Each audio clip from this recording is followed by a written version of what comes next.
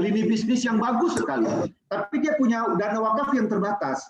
Nah, dia bisa bekerja sama dengan nazir wakaf lain yang punya kelebihan uang, tapi mungkin sektor bisnis tidak terlalu bagus. Nah, sehingga kelolaan dana wakaf itu bisa maksimal dan hasilnya nanti bisa masuk kepada nazir wakaf yang tadi mungkin lini bisnisnya mungkin tidak terlalu bagus. Nah, yang terakhir ini penting, meningkatkan political will pemerintah. Walaupun ini, kemarin sempat menjadi polemik ya.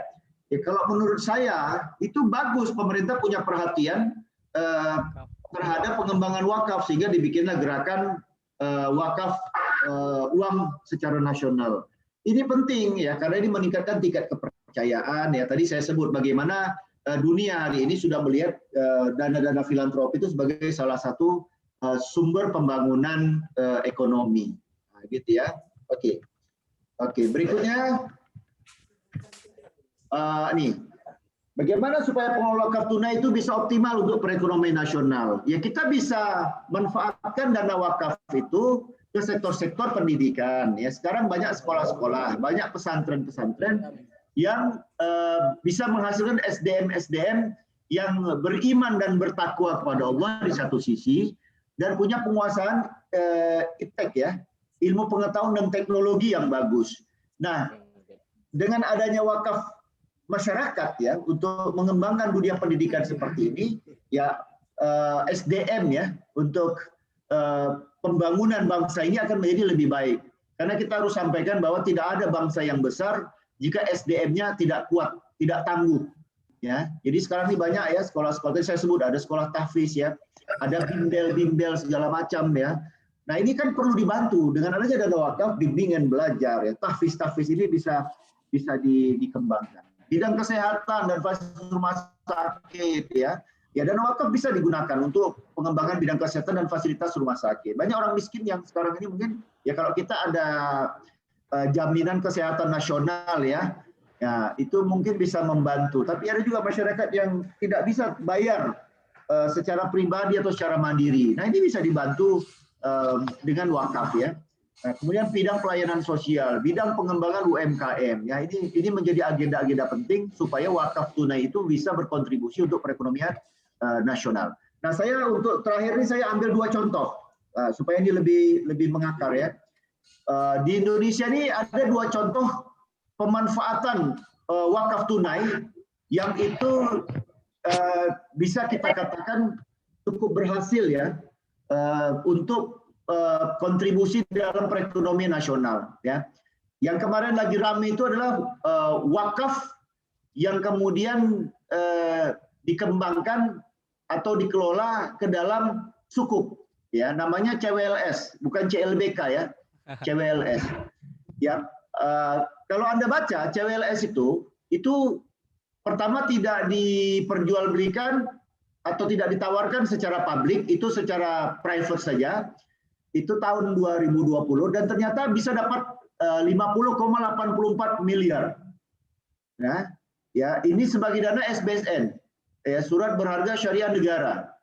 Ya, pakai ya. Jadi prinsipnya begini. Orang berwakaf nih. Ini waktu itu lembaga-lembaga. Biasanya CSR atau lembaga-lembaga wakaf besar, mereka punya dana wakaf besar. Lalu ini kan gini, mau diletak kemana dana wakaf ini? Kalau diletakkan ke swasta, risikonya tinggi, nah, bisa mengalami kerugian. Lalu waktu itu tahun 2020 pemerintah menawarkan, oke, ini pemerintah sekarang mau membangun kampus, termasuk UIN Sumatera Utara, itu termasuk dari dana SBSN, ya, UIN Jakarta, UIN Makassar, UIN Malang, ya, itu dibangun dari SBSN. Nah ini, jadi dana-dana wakaf itu masuk, lalu kemana? Ya masuk ke proyek-proyek pemerintah yang berbasis pembangunan tadi. Ini karena berhasil di tahun 2020. Maka kemudian di tahun di awal Maret 2020, lalu di Novembernya, di Oktober kalau di November 2020 itu ditawarkan secara publik, nah gitu ya, CWLS namanya, Cash Wakaf Link Sukuk ya. Maksudnya apa? Ini nazir wakaf misalnya dompet duafa, dia punya uang wakaf. Biasanya uang wakaf ini tadi untuk gedung, untuk tanah segala macam ya, atau ke deposito. ya, atau misalnya ikut proyek-proyek swasta, ya. Nah lalu ini ditawarkan oleh pemerintah. Ini pemerintah punya proyek underlay asik, pakai proyek APBN tahun 2020, ya, pakai akad wakalah, oke, dijamin oleh pemerintah, ya dijamin dengan pemerintah. Lalu setiap tanggal 10 setiap bulannya itu akan dapat imbal hasil, ya dikasih 5%. Setelah 10 tahun itu nanti dana wakaf yang diinvestasikan ke situ akan kembali lagi. Nah, jadi yang ini bisa individu, saya misalnya mau berwakaf 1 juta, ya udah saya bisa sementara, bisa selamanya. Sementara itu maksud dalam 10 tahun wakaf saya, setelah 10 tahun uang saya akan kembali. Ya, tapi kalau sementara setelah 10 tahun uang wakaf saya akan kembali ke Nazir, lalu Nazir akan kelola lagi untuk proyek-proyek yang lain. Ini ya.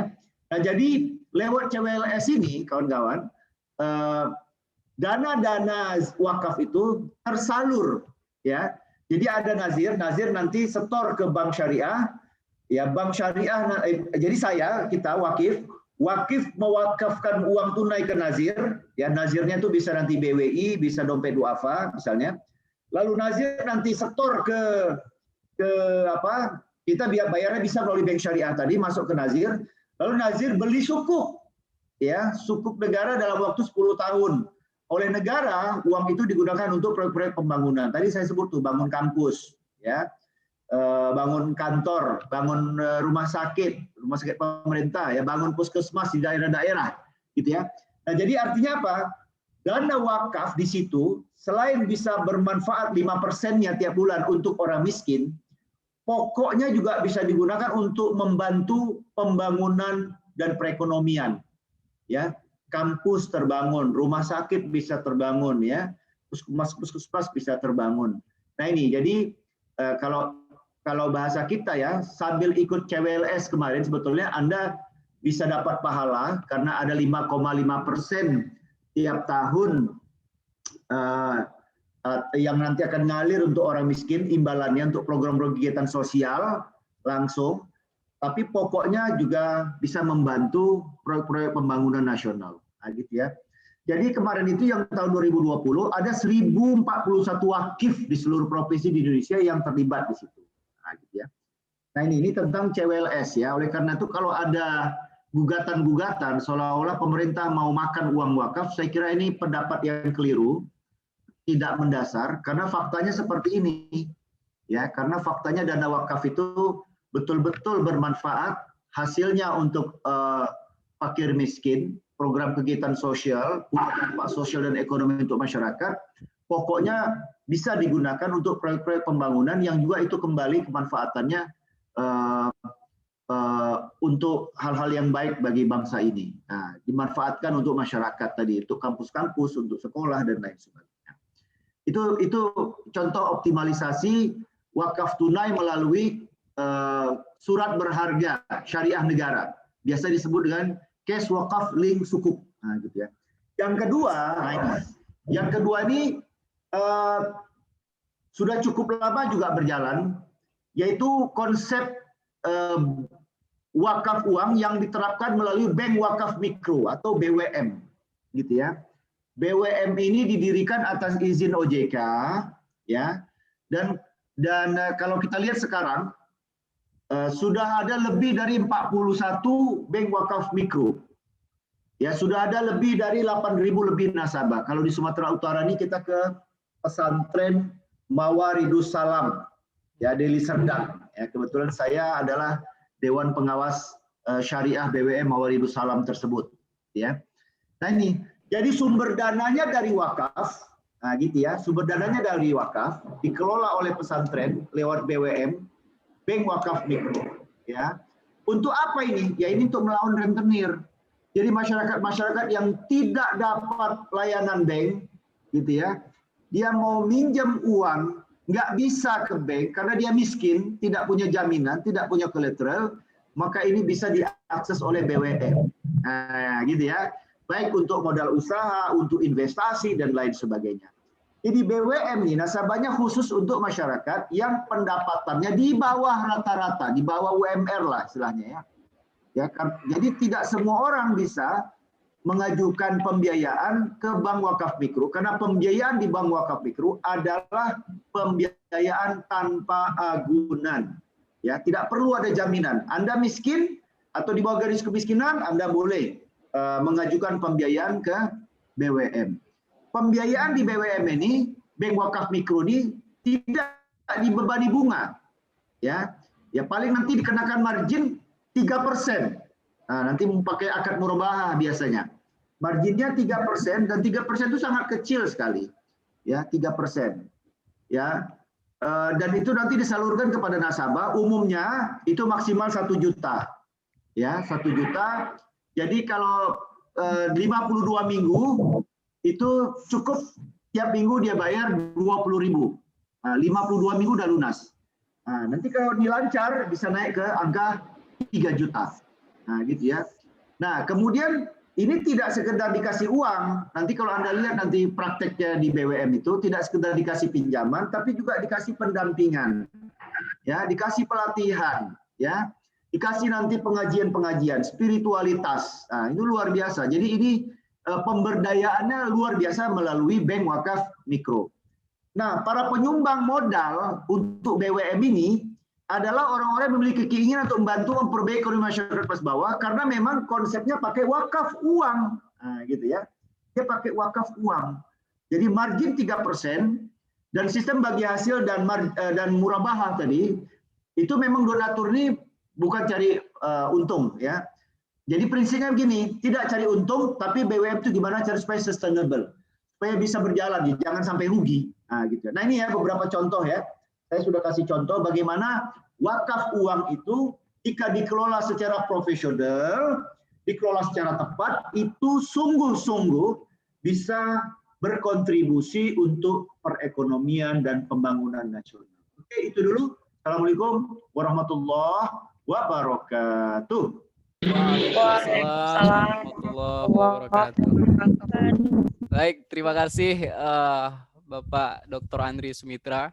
Jadi memang kelebihan Pak Andre ini memang menyampaikan materi yang memang cukup berat sebenarnya harus diterima gitu ya. Tapi memang jadi terasa ringan karena penyampaiannya memang cukup untuk anak milenial gitu Pak ya. Untuk anak milenial. Jadi sangat detail tadi disampaikan oleh Pak Andri. Jadi memang tidak salah kalau Pak Andri ini menjadi dosen dan dekan favorit oleh mahasiswa se-FEBI Winsu bahkan ya.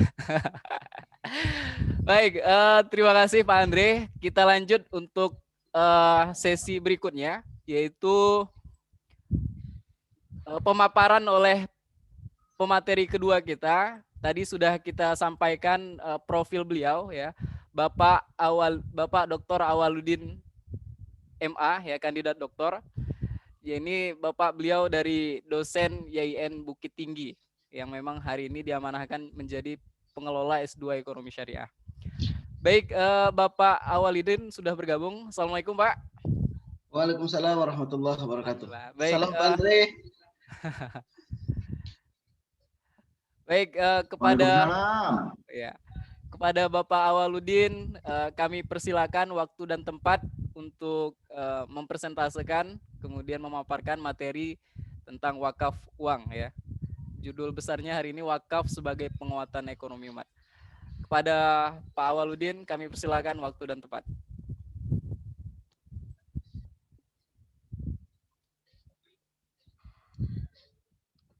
Baik, Assalamualaikum warahmatullahi wabarakatuh.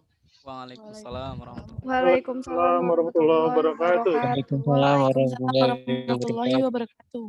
Alhamdulillahirabbil alamin, hamdan syakirin, hamdan naimin, hamdan yuafi ni'amahu yukafi mazidah. Ya Rabbi lakal hamdu kama yanbaghi li jalali wa azimi sultanik. Rabbi shrahli sadri wa yassirli amri wa hlul 'uqdatam bil lisani yafqahu qawli. Alhamdulillahirabbil alamin. Pada pagi hari ini menjelang siang kita bisa bersilaturahim dari Provinsi Sumatera Utara dengan Provinsi Sumatera Barat, dari YIN Bukit Tinggi dan juga dari Universitas Islam Negeri Sumatera Utara. Saya sangat merasa terhormat sekali bersama guru saya ini Bapak Dr. Andri Sumitra. Beliau adalah guru saya Beliau adalah pembimbing sekaligus pengarah kita itu di S3 Winsu, Sumatera Utara. Tentu menjadi kehormatan bagi saya bisa menggali ilmu beliau karena memang kapasitas saya belum bisa setingkat beliau. Beliau memiliki wawasan, pengetahuan sekaligus literasi keislaman dan kemuamalahan yang cukup bagus. Tentu menjadi sebuah motivasi juga bagi kita, terutama bagi saya karena memang kita sebagai mahasiswa beliau. Tentu salam hormat saya untuk Pak Andri Sumitra. Baik, Bapak Ibu sekalian, pada hari ini kita akan coba berbagi terkait dengan beberapa penjelasan-penjelasan terkait dengan wakaf seperti yang sudah dijelaskan oleh Bapak Dekan kita, Bapak Ketua Jurusan kita tadi, Bapak Andri Sumitra. Pada aspek ini kita akan mencoba melihat berbagi beberapa hal yang memang di sisi lain akan kita lihat dari segi teknis, kemudian beberapa hal yang harus kita pacu pada posisi-posisi peningkatan dana wakaf dari segi pemanfaatannya, kemudian alokasinya, kemudian tujuan-tujuan dan manfaat yang sudah dijelaskan oleh Pak Andri tadi. Baik, kita langsung saja. Sudah nampak ya Bapak Ibu terkait dengan materi ini? Sudah Pak. Baik, kita akan lanjut. Kita akan coba jelaskan.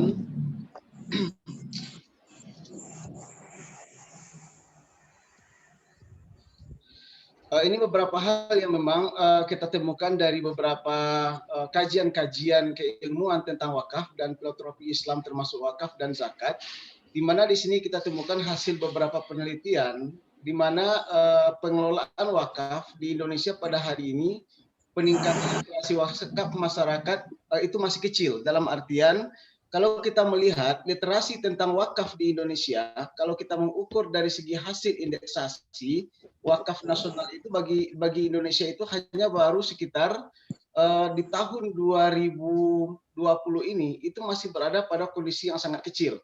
Dalam artian pengetahuan masyarakat Indonesia terkait dengan perwakafan itu seperti yang diungkapkan oleh tahapan-tahapannya oleh Pak Andri tadi, pada hari ini sampai tingkatan tahun 2020 itu literasi kita baru sampai pada poin 50% lebih kurang. Artinya apa? Literasi tentang pengelolaan zakat, masyarakat mengetahui tentang wakaf di Indonesia, tentang bagaimana cara pengelolaan wakaf itu masih kecil. Itulah literasinya masih 50,48. Nah, ini memang menjadi sebuah tanggung jawab kita dari Kementerian Agama mencoba untuk membuat survei ini, 32 provinsi yang dijadikan sebagai responden untuk pengelolaan wakaf di Indonesia. Itu literasi pengelolaan wakaf kita itu baru 50,40%, kemudian itu masih dalam posisi yang cukup kecil. Di atas itu baru 57,67%. Artinya apa? Ini adalah menjadi PR bagi kita bersama, bagaimana kita meningkatkan literasi masyarakat penyesuaian regulasi wakaf. Ini baru pertama. Ini tentu menjadi tanggung jawab dari lembaga atau institusi perguruan tinggi, bagaimana kita menjadi pendamping atau memberikan semacam edukasi kepada masyarakat melalui kajian-kajian yang ada di masyarakat, apakah itu melalui kajian majelis taklim, apakah itu melalui penyuluhan-penyuluhan tentang wakaf, bagaimana peningkatan literasi wakaf di masyarakat. Sehingga dengan meningkatnya literasi wakaf, pengetahuan-pengetahuan masyarakat tentang wakaf, yang kita harapkan adalah bagaimana optimalisasi penghimpunan dana wakaf itu meningkat. Satu. Kemudian yang kedua, dengan meningkatnya optimalisasi penghimpunan dana wakaf, diharapkan adalah bagaimana manfaat dana wakaf itu bisa diterima dan dirasakan oleh masyarakat, terutama bagi masyarakat yang berekonomi lemah. Ini yang harapan kita.